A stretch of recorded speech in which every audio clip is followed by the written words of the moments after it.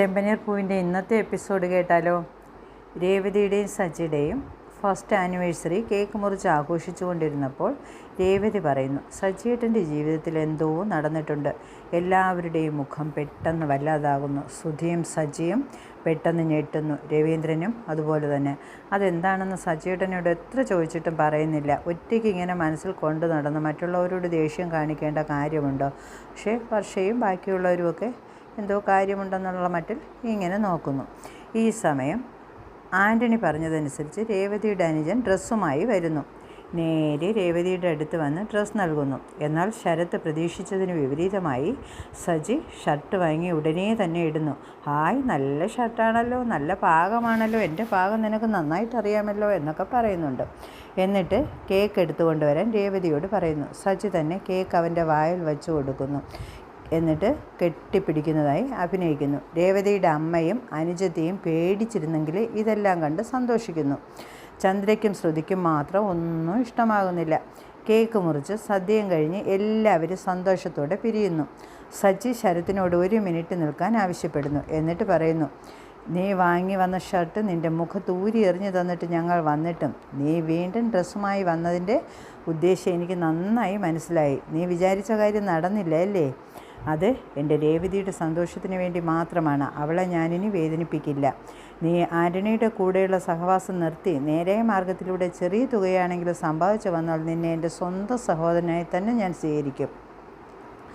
ഇപ്പം നീ പോ എന്ന് പറഞ്ഞ് വിടുന്നു. രേവതി വളരെ സന്തോഷത്തോടെ വരുന്നു. ഈ സമയം അച്ചാമ്മ വന്ന് പറയുന്നു, ഇന്ന് രേവതിയും സജിക്കും ഒരു റൂം കൊടുക്കണം. അവരെ ഹാളിലും ടെറസിലുമായി കിടത്താൻ പറ്റില്ല. ശ്രുതി ഉടനെ ശ്രുതിയെ വിളിച്ച്, വാ വാ, നിനക്ക് നാളെ നേരത്തെ പോകാനുള്ളതല്ലേ, വാ നമുക്ക് ഉറങ്ങാൻ പോകാം. സജി അവനെ കളിയാക്കുന്നു. ശ്രീകാന്ത് പറയുന്നു, സജിയുടെ ഞങ്ങളുടെ റൂം എടുത്തോ. ഉടനെ ചന്ദ്ര, വർഷ വലിയ വീട്ടിലെ കുട്ടിയാണ്, അവൾക്കൊന്നും ശീലമല്ല, അവർക്ക് പ്രശ്നമില്ലല്ലോ, പിന്നെ എന്താ നിനക്ക്? അച്ചാമ്മ ചന്ദ്രയോട് പറയുന്നു, ഞാൻ പല പ്രാവശ്യം നിന്നോട് പറഞ്ഞതാ ചന്ദ്രേ, നീ 3 മക്കളെയും ഒരുപോലെ കാണണമെന്ന്. രവീന്ദ്രൻ പറയുന്നു, അത് വിടമ്മേ, അവളുടെ കാര്യം പറയണ്ട, നീ നിൻ്റെ മുറിയിൽ കിടന്നോ മോനെ. ചന്ദ്ര പറയുന്നു, അവർക്ക് 2 പേർക്കും പ്രശ്നമില്ല, പിന്നെ നമ്മൾ എന്തിനാ മാറുന്നത്?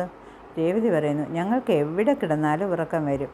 അതെ അമ്മേ, എവിടെ കിടന്നാലും ഞങ്ങൾക്ക് ഉറക്കം വരും, ഒരു പ്രശ്നവുമില്ല, മനസ്സ് നന്നായിരുന്നാൽ എവിടെ കിടന്നാലും ഉറക്കം വരുമെന്ന് സജിയും പറയുന്നു.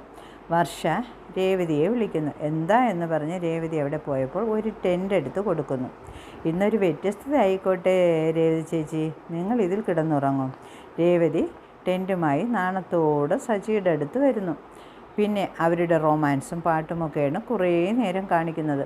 പിറ്റേ ദിവസം അച്ചാമ്മ പറയുന്നു, രവി നീ ഒരു റൂം കൂടി കെട്ടണം, രൂപ വേണമെങ്കിൽ ഞാൻ തരാം.